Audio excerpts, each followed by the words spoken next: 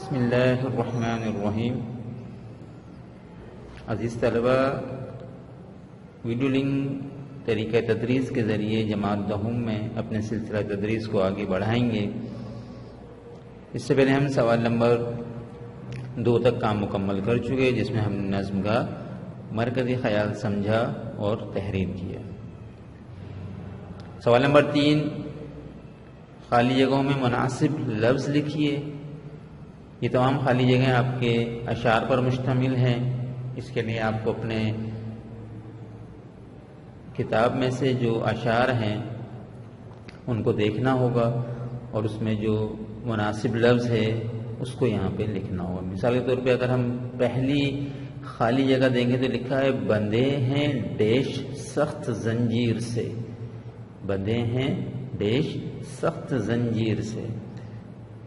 تو اس کو اگر ہم مصرع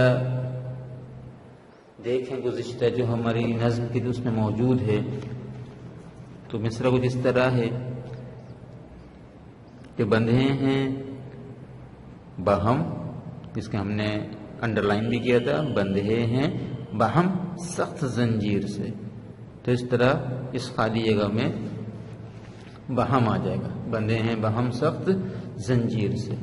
اسی طرح پھر بے ہے وہ ڈیش کیا ہے، کشش باہمی. جیم ہے بنائی ہے تو نے، یہ کیا ڈیش چھت. دال میں ہے یہ تیری ہی ڈیش کے سب کھیل ہیں. ہاں ہے کہ تصور تیری ڈیش کا ہے محال. تو یہ تمام خالی جگہیں آپ نظم کے اشعار کو دیکھ کر لکھیں گے یا آپ خود کریں گے. آسان کام ہے، مشکل نہیں ہے، لیکن اس کو آپ اپنی نوٹ بک میں کریں گے. کتاب میں صفحہ نمبر 120 پہ اگر ہم دیکھیں تو یہاں پہ ہمیں کچھ وضاحت ملتی ہے. اس کو پڑھیں صفحہ نمبر 120 پہ کہ آپ اس حمد کے پہلے 2 مصرے غور سے پڑھیے. اب پہلے 2 مصرے کیا ہیں، نیچے بھی موجود ہیں، آپ پیچھے بھی دیکھ سکتے ہیں. خدایا نہیں کوئی تیرے سوا، خدایا نہیں کوئی تیرے سوا، اگر تو نہ ہوتا تو ہوتا ہی کیا. یہ مصرے ہم نے پڑھے. آگے لکھتے ہیں کہ آپ نے دیکھا کہ یہ دونوں ایک خاص وزن اور آواز رکھتے ہیں. یہ دونوں مصرے ایک خاص وزن اور ایک خاص آواز رکھتے ہیں. اس طرح کے چند بامعنی لفظوں پر مشتمل مصروں، بامعنی یعنی جن کے معنی نکلتے ہوں، بے معنی یعنی جن کے کوئی معنی نہ ہو، تو بامعنی لفظوں پر مشتمل مصروں یا کلام کو شعر کہتے ہیں. ہر شعر کے 2 حصے ہوتے ہیں اور ہر حصے کو مصرع کہا جاتا ہے. یعنی شعر 2 مصر پر مشتمل ہوتا ہے اور ایک لائن اگر اس کی لکھی ہو، ایک سطر لکھی ہو تو اس کو مصرع کہا جائے گا، اس کو شعر نہیں کہا جائے گا. شعر اس صورت میں کہیں گے جب اس کے 2 مصرے دونوں ساتھ لکھے گئے ہوں. اب مزید کہتے ہیں کہ پہلے مصرے کو مصرع اولا کہتے ہیں. اولا پہلے کو کہتے ہیں مصرع اولا، پہلا مصرع، اور دوسرے مصرے کو مصرع ثانی کہتے ہیں، ثانی دوسرے کو کہتے ہیں.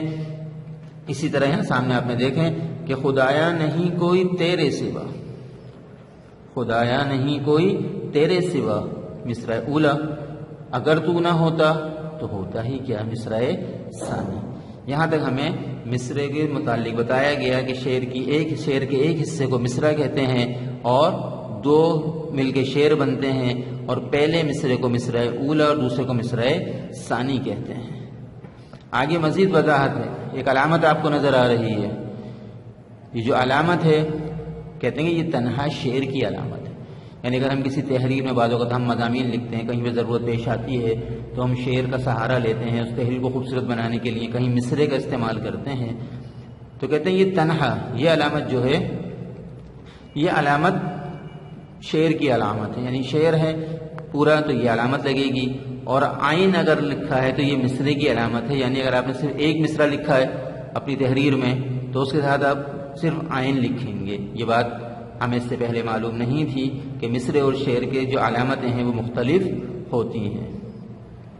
یہاں تک آپ کو بات سمجھ میں آئی کہ ہمیں یہ پتہ چلا کہ ہر شعر کے 2 حصے ہوتے ہیں اور ایک حصے کو مصرع کہتے ہیں، پہلے حصے کو مصرع اولا، دوسرے کو مصرع ثانی کہا جاتا ہے. شعر کی علامت مختلف ہے اور مصرے کی علامت مختلف ہے.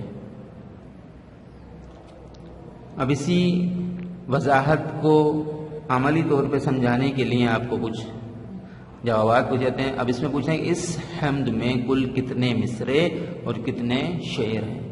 آپ یہ سارے گنیں گے کہ پھر آپ اس میں بتائیں گے کہ اس حمد میں کل اتنے مصرے اور اتنے شعر ہیں. یہ آپ گن کے بتائیں گے اس کے تاکہ آپ کو پتہ چلے کہ آپ نے کس حد تک اس بات کو سمجھ لیا. پھر بے میں کہتے ہیں کہ کسی اور نظم کا ایک شعر لکھ کر مصرع اولا اور مصرع ثانی کی نشاندہی کیجیے. اس طرح اوپر کیا گیا ایک شعر لکھا اور اس کے آگے بریکٹ میں بتایا گیا کہ مصرع اولا کون سا ہے، مصرع ثانی کون سا ہے. اس طرح آپ کسی اور نظم کا شعر لکھیں گے اور اس میں اس کو بتائیں گے کہ اس میں مصرع اولا کون سا ہے اور مصرع ثانی کون سا ہے. یہ سوال نمبر الف اور بے میں یہ آپ کے خود کرنے کے کام. سوال نمبر 5 ہمارا ایم سی کیوز پر مشتمل جو ہمارا حصہ ہوتا ہے، معروضی حصہ جسے کہتے ہیں. سبق سے متعلق ایک مشق میں سوال اس اعتبار سے بھی دیا جاتا ہے جس میں ہم نے صحیح جواب منتخب کر کے لکھنا ہوتا ہے.